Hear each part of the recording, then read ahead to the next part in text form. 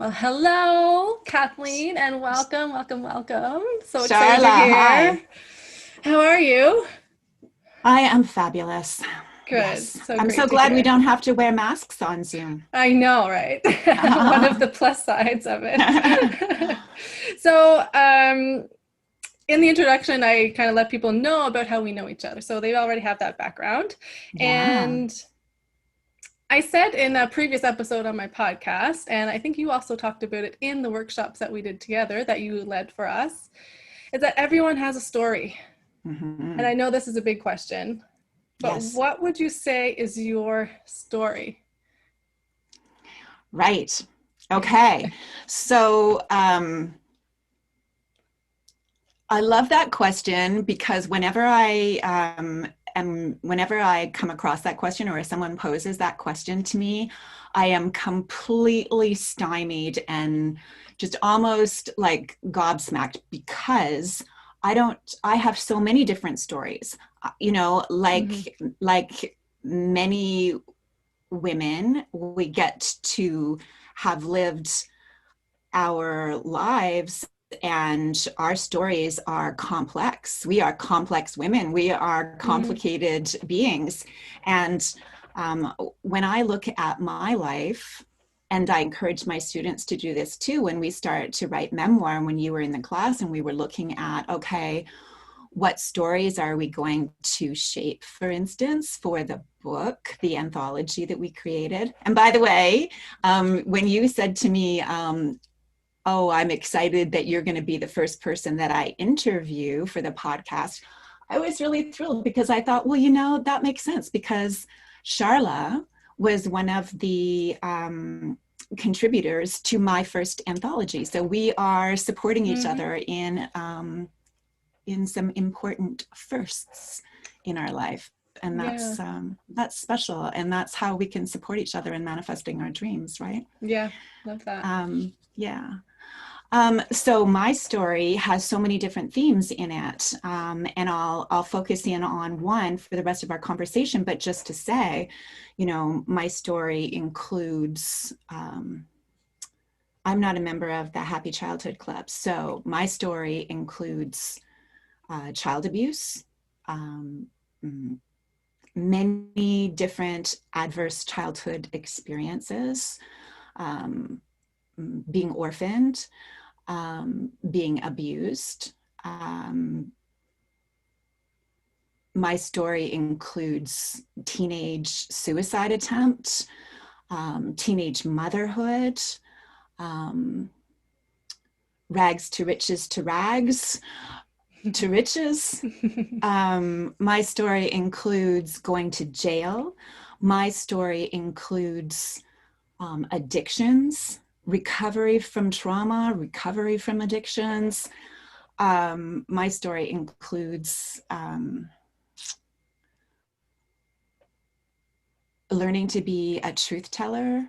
My story includes creativity, learning to own my creativity, and becoming a writer, an actor, a director, a Mm. coach, a teacher. My story includes a very strong healing path. Mm-hmm. My story includes uh, mothering. I uh, did not have the benefit of a healthy mother. And I became a mother myself when I was 16. And then I became a mother again when I was 39. So I have Mm. two sons, Yeah. one who, and they're spaced 22 years apart. Oh, wow. So those two experiences for me, um, if I look at my life through the lens of mothering my two sons, I see the healing and the result of the healing that I have had the benefit of, and that manifested in how I was able to mother my two sons. Okay. Um, so, So many stories. right, Yeah. exactly, Yeah. and Definitely. so um, in terms of my career, um, one big turning point for me was, so I'm formally trained as a journalist. That's how I started my professional career, right? Okay. And it's interesting because one of the questions in your notes that you sent me was there a book or a person that contributed to you having a turning point? So I wanted to show you this book. Sure. And it's called Why Am I Afraid to Tell You Who I Am? Wow. Now, this book I read when I was in my early 20s. Somehow I came across this book. Okay. It was written in the 1960s. Okay, that's how old it is. But the title of it always stayed in my mind. And the fact that it created a profound and lasting shift in me, a transformation in me, always stayed with me. And the shift was the way that I can own my life is to tell the truth about it to another person. Yeah. Right? Yeah, that totally. changed everything for me. It changed everything for me. I mean, here I am staggering into my 20s out of this just battlefield of trauma and trauma after trauma after trauma that I didn't even identify at the time. I didn't even understand that it was trauma. I just thought I was bad. I was bad. Yeah. The stories that people tell us and make us believe something about ourselves, or that then we keep telling ourselves. Yeah. This was a story that I told myself from the time that I was a very young child when my dad died.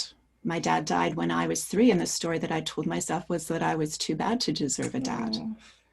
And then that story got reinforced and reinforced and reinforced. So I stagger into my 20s. I managed to graduate from journalism school, but I am still very fragile and unsafe in the world. I'm just getting by on bravado.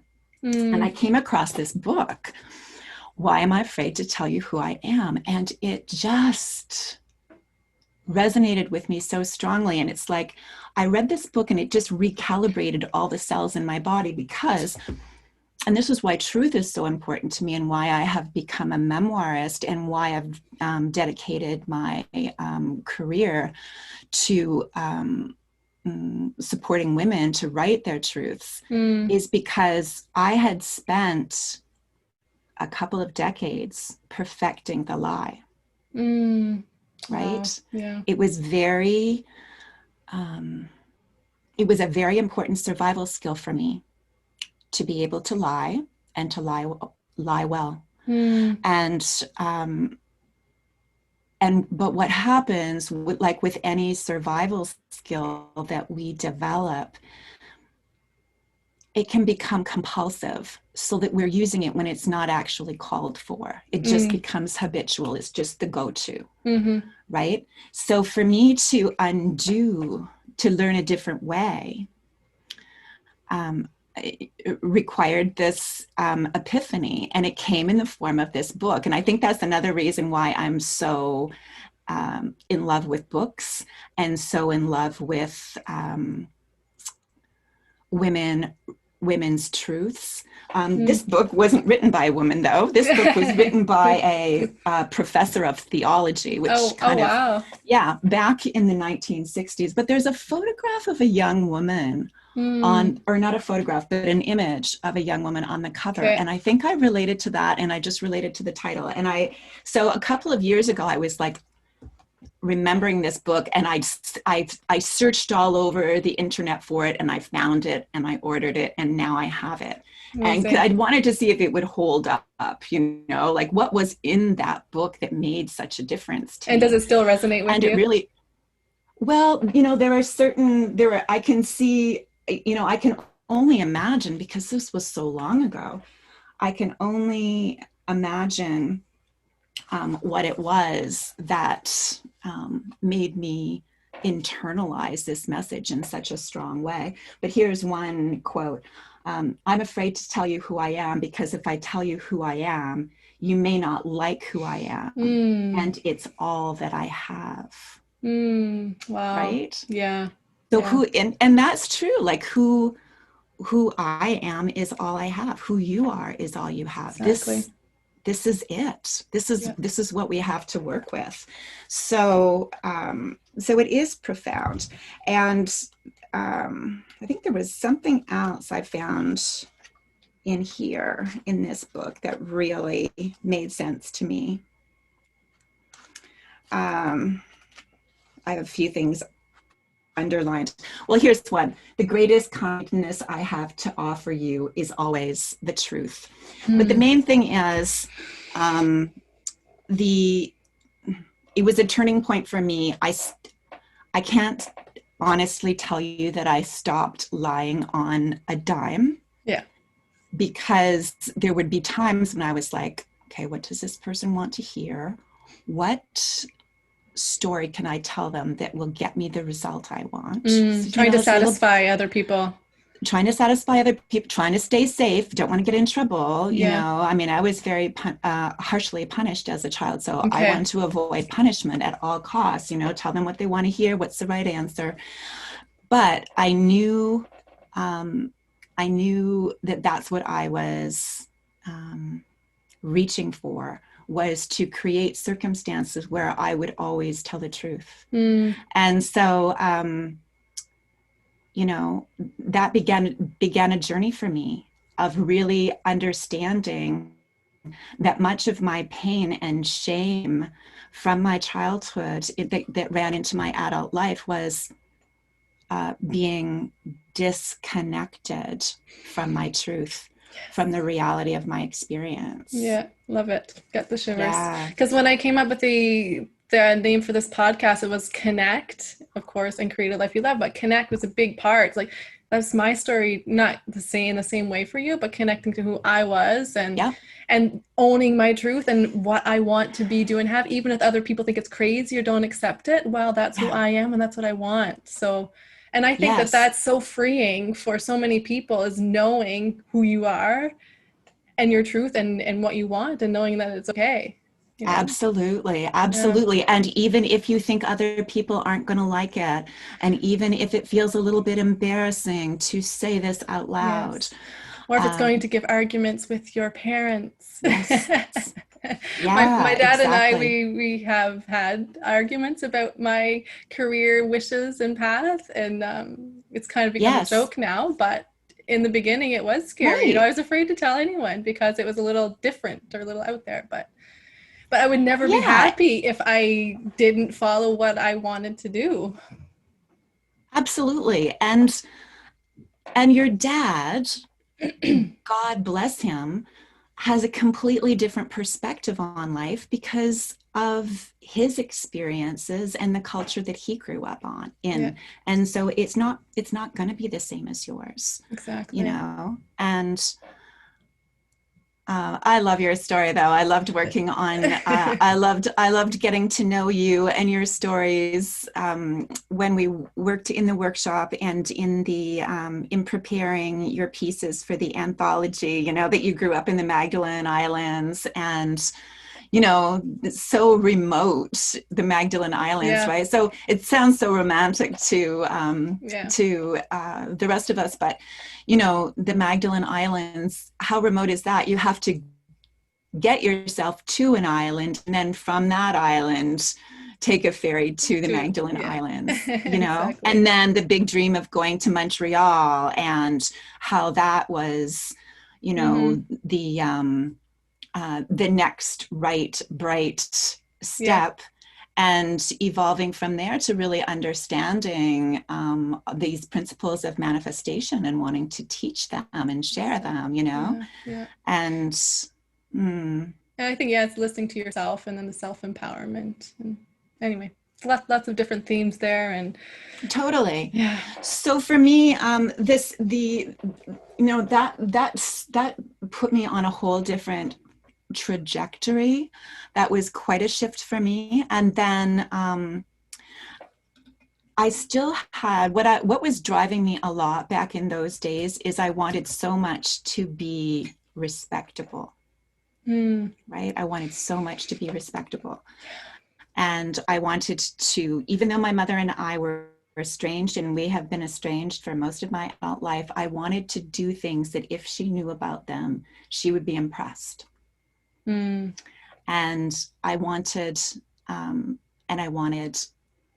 to be seen by other people as being respectable. So, then I got into a lot of like workaholism, et cetera. And what made a difference for me, another big turning point for me, was reading a book called The Artist's Way. And The Artist's Way is written by Julia Cameron. I highly recommend this book to everyone. And just really understanding that I was an artist, and that my story could be transformed into art as well. And that, and so at that point, I began to really understand the pleasure that was available to me through my creativity, and the, that it was, truly a path that was calling to me. You know how sometimes a book just jumps off the shelf at you? Like I was doing public relations work, working with government clients, and writing proposals and earning big contracts, and thinking that this was, the right thing for me to be doing. But it was really soul crushing. I just, after a while, after the thrill of that wore off, I could not get myself to do it. I just could not get myself to go into another government office and be their PR person. And so when I read The Artist's Way, it really changed things for me. And so that's when I started, acting and writing plays and writing screenplays and writing poetry. And that's when I discovered memoir, and I discovered the power of it. And, started, wrote a couple of, wrote a one-woman show, and shared my truth on stage, and then started teaching, because it was so empowering to me to be able to share my truth either on the page or the stage with an audience. And it was what I loved too was how audience members and readers responded, because there's something, don't you find this? Like there's something so, I don't know. It's such a relief to encounter someone else's truth, because, when I read a piece that is written from someone's true experience, what they saw, what they heard, what they felt, what they thought, and it's artfully, I feel like I'm artfully invited into their experience, and then I can recognize some of my story in theirs. Because even if my story is very, very particular, and you didn't go to jail, and you didn't, your dad didn't die when you were 3, when we get into the very particulars of the human experience, it is universal, and you will recognize yourself in part of it, because there are still parts of you that felt like you weren't good enough, or there were parts of you that felt abandoned, or that you can relate to. And so when I started doing that work, that changed everything for me. Wonderful. And and we met when I was offering I think it was a 10-week workshop to women to learn how to write memoir. Memoir. In 2017 was the first one. Yeah. And then the second one was to actually create the anthology. Yeah. Yes, those are the 2 that you participated in. And and now look at you. Now you have your own podcast and you're using your voice. Yes. you're using your voice and you're using your story, and you know, things evolve, right? Of course. It's been a long time coming. Like, I've been planning a business and, you know, sharing my story and trying to help empower other people the way I suddenly felt empowered. And it took a long time because, of course, there's this fear and resistance that comes up, right? In one of our sessions, you said, resistance will grow in size to the proportion of the importance of the project to me. Yes. I love that. It's like, oh my goodness, yes. Yeah. So like for you, like the first time that you put a piece of work out into the world, whether it was the play or the book, did you feel the same resistance? And is it the same as you putting a piece of work out into the world today? Yeah, you know what? I think that as long as we allow ourselves to grow and answer our callings, then the next project is going to be on our growth edge, you know? Gotcha. So it doesn't, I don't find that it actually gets easier. I find that my resistance, you know, there are parts of me that get scared. You know, there are parts of me that are like, oh, you know, let's just keep things the way that they are because that's familiar. And we can just stay safe if we stay doing what we're doing. But what I realized is, you know, I would rather have the pain of growth than the pain of being stuck. Yeah, or the pain of regret, as people often say, right? Regret. Ooh, yuck, yuck, right? And there's a quote by Anais Nin that I love, and a dear friend knows how much I love this quote and gave me a beautiful wall hanging. I'm just going to read it to you because this says it all for me. That piece about resistance. Okay. I really feel like, okay, when you feel resistance to something, for me, when I feel resistance, it's not about, oh, this is the wrong way because you feel resistance. No. When I feel resistance, it's because I'm stepping into my next sphere of growth. I'm stepping into my next expression, and it is a little bit scary. And so what I will do then is I will get support. I will get support to, you know, help make it easier, you know. But here's the quote from Anais Nin. Sure. And then the day came when, I'm just going to grab it. Never trust your memory on a podcast.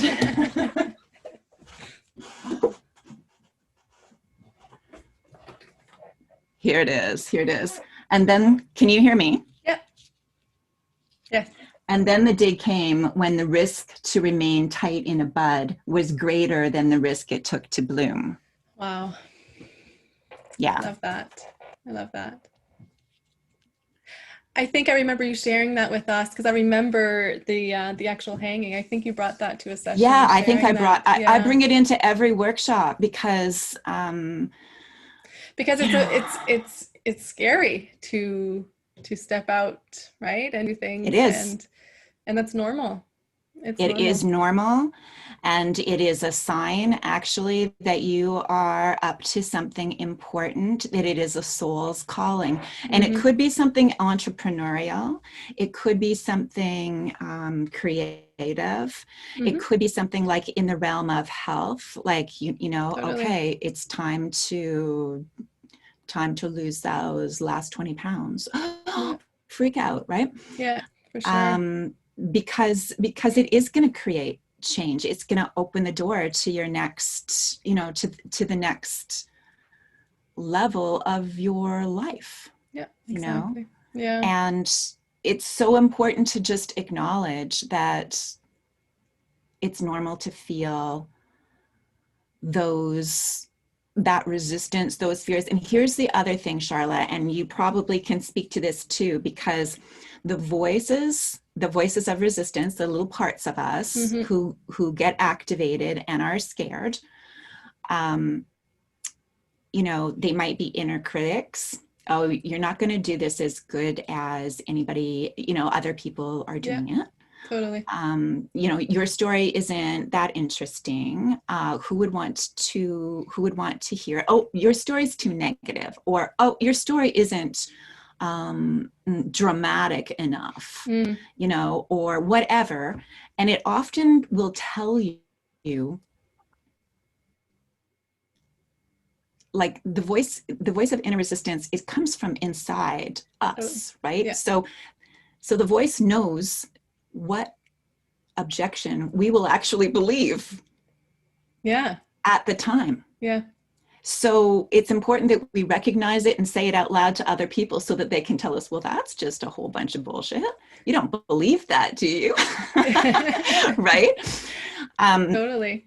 Yeah, because but if we just allow it to be background noise in our head and don't recognize it and externalize it so that it can be transformed. I mean, this is a key to manifestation, right? We cannot transform that which we don't accept. Exactly. We have to accept the reality of what's going on in our minds and go, oh, that's what's going on up there. That's awareness, what I've been thinking. Right? Awareness is always the first step to anything. So just being aware of that's what's happening, then yes, first step. You're 80% of the way there. Yeah, totally. Then you can use your tools and go to work to soothe those parts that are all upset because you might be criticized, or I mean, some of the fears are legitimate, but we can help ourselves through them. For sure. Yeah. Now I want to read a part from Deepwater Pearls. So this is the anthology where I contributed with 10 other women. There were 13 of us all together. Total. Okay. 12 plus you. Yeah. 13. Yes, 12 plus me. So, because Kathleen was our guide and our mentor through this. So, she wrote the introduction, and I just want to read a little bit there because it's so powerful. And I've been doing a lot of reading and work around, learning as well, around, the patriarchy and kind of that world that we live in. And this speaks to that a bit. So, introduction says, why telling the truth doesn't come easily. So, women are not practiced at telling the truth. I'll come right out and say that. Sorry. It's not our fault. We live in a culture that punishes us for speaking up and rewards our silence and pretense. Let me correct that last statement. We're led to believe that our silence and pretense will be rewarded. But as women become more aware, we realize that we've actually gained nothing from our silence. The Dalai Lama has famously said that the world will be saved by the Western woman. I have a modification. The world will be saved by the Western woman who speaks up. Yes.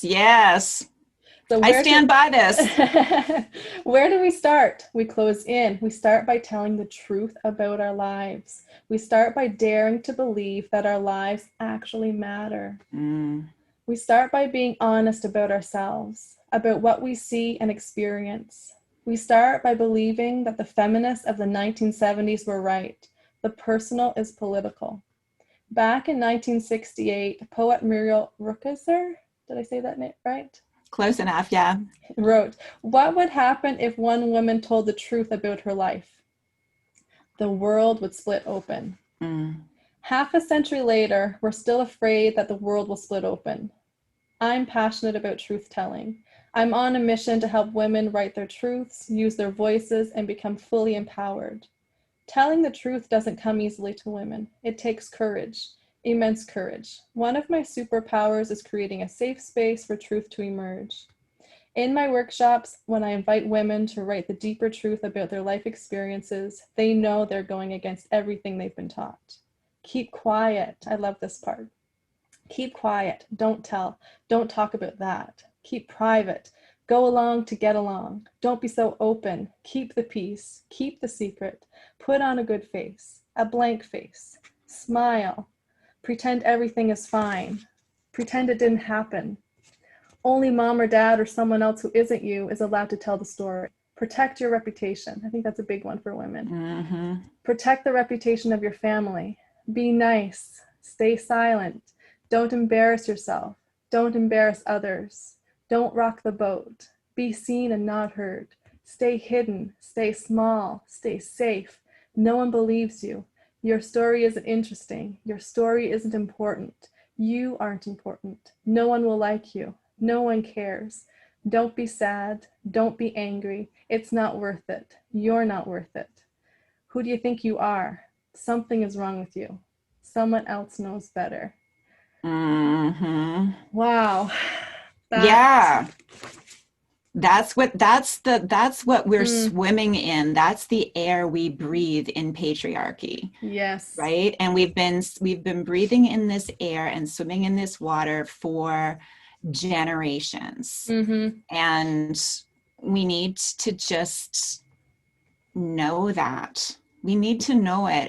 It's like so much unlearning has to happen. Mm-hmm. And I think when we create safe space as women, you know, and it kind of takes me back to, you know, like if you read about the consciousness raising groups of the 60s and 70s, you know, it's similar to that. It's like, okay, you know, like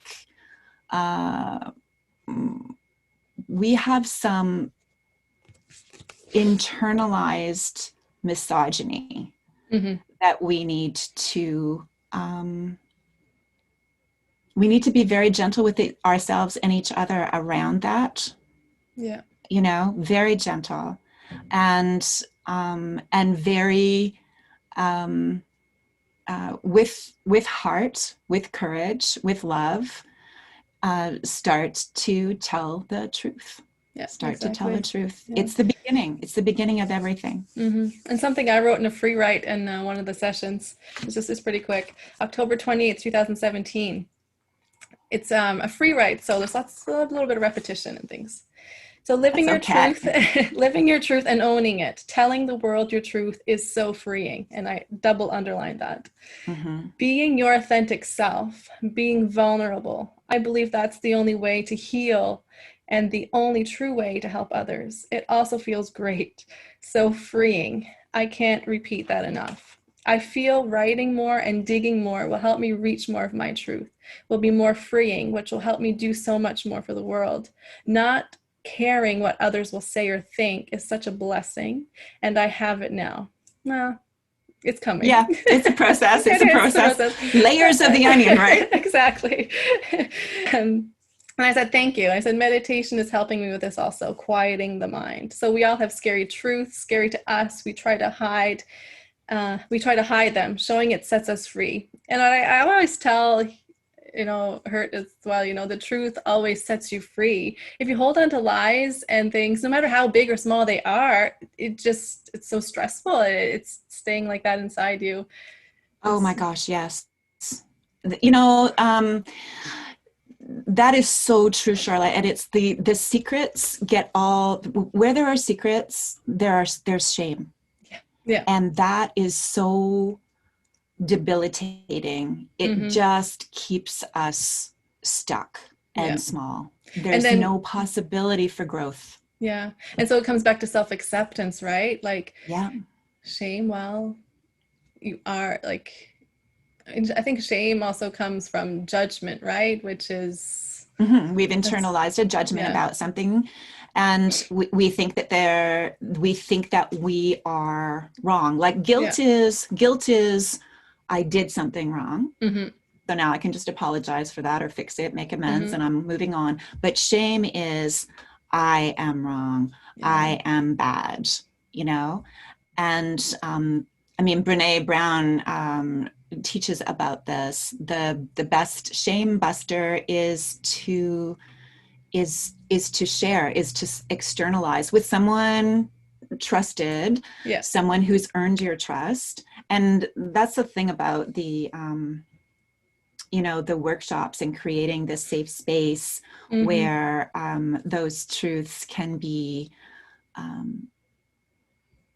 written down, read out loud, and validated by others rather than violated. You know, when you create safe space for that healing to happen, the shame just dissolves. Suddenly so much more becomes possible and available in your life, right?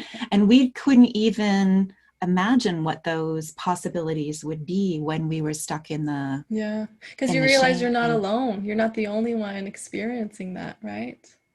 Yes. And also it's so funny, like the things that you are ashamed of are not the things that I'm ashamed of. Mm-hmm. So when you tell me, or when I tell you, and you kind of go, oh, I forgive you. Like, right? Yeah, or everyone has their own you perspective. tell me your thing, and I'm like, seriously? Like, isn't that kind of what everybody does? Or, like, it's very, very personal and individual.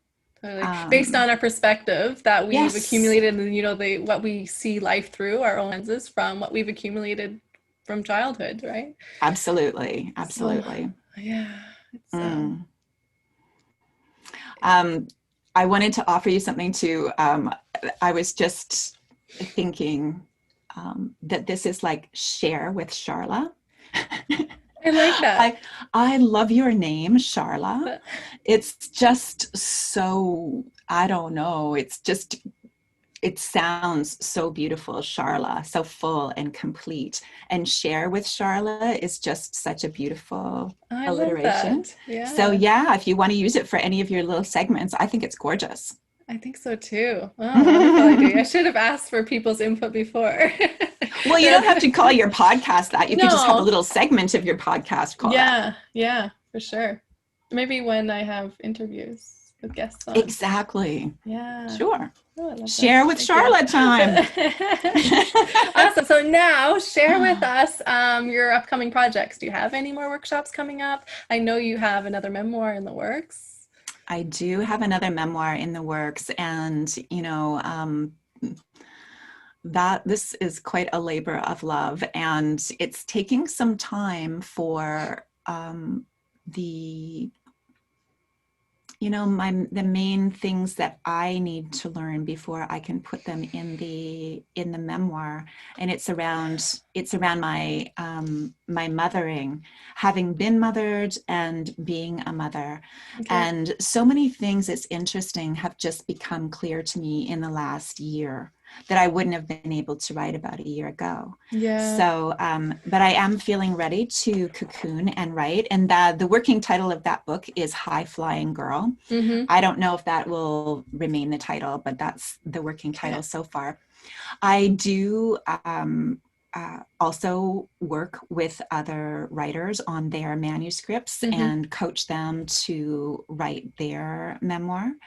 So my coaching programs kind of include developmental editing and healing work and coaching to keep them on track. So I do the private coaching, and I also do lead group workshops. Probably the group workshop will happen in the new year. So the best way to contact me and get on my list, and that way, if you're interested, if any of your listeners are interested in exploring memoir for themselves, the best thing would be to go to KathleenHamiltonMemoir.com. Mm-hmm.